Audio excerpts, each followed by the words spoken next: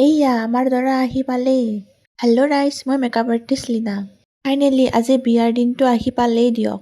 এয়া হৈছে কইনাৰ বিয়াৰ দিনাৰ লুক। আজি অৱশ্যে লুকটো অলপ হেভি কৰা গৈছে, চকুত লেন্সো দিয়া গৈছে। যিহেতু বহুত গৰম সেইকাৰণে ৱাটাৰপ্ৰুফ মেকআপ কৰিছো। বিয়াৰ দিনাখন যে সাংঘাতিক গৰম আছিল। কইনাৰ লগতে আমি সকলোৱে ফেনৰ তলত বহি তত পোৱা নাই। তথাপিও গৰমৰ পৰা কোনেও ৰক্ষা পৰা নাই। বাৰু এয়া হৈছো মই, মোক পিছে কেনেকুৱা লাগিছে?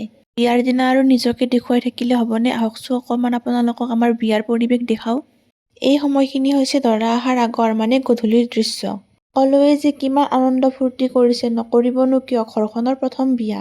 তাৰে আচাৰ্য এজনে ইমান ধুনীয়া বিহুগীত মাৰিছে যে একদম নাচো নাচো লাগি গৈছে। নাচি থাকোঁতে বোমাৰ শব্দ শুনিলোৱে নহয়, মানে আমাৰ দৰা আহি পদূলি মুখ পাইছে। এই মুহূৰ্তখিনি যে বিৰাট ভাল লগা। ইয়াৰ পিছত যে মোৰ একো এটা ভালকে ক্লিপে লোৱা নহ'ল, আপোনালোকক ফটোসমূহ দেখুৱাই দিম বাৰু। এয়া হৈছে আমাৰ দৰা মানে ভিনদেউ। বিয়াখন শংকৰী নিয়ম মতে পালন কৰা হৈছে, মানে তাত হোম পুৰা নাই। সেইকাৰণে বহুত সোনকালে বিয়াখন শেষ হৈছে। আমিও কইনাৰ লগত দৰা ঘৰ পাই গ'লো। কইনাৰ ঘৰৰ পৰা দৰা ঘৰ প্ৰায় 5 কিলোমিটাৰ মানে হ'ব। দৰাৰ ঘৰ হৈছে দৰংগামেলা, মানে একদম ভূটানৰ কাষ। আপোনালোকৰ পিছে কইনাৰ মেকআপটো কেনেকুৱা লাগিছে? যদি মেকআপটো ভাল লাগিছে তলত মোৰ বুকিং নাম্বাৰটো দিয়াই আছে, বুক কৰি ল'ব।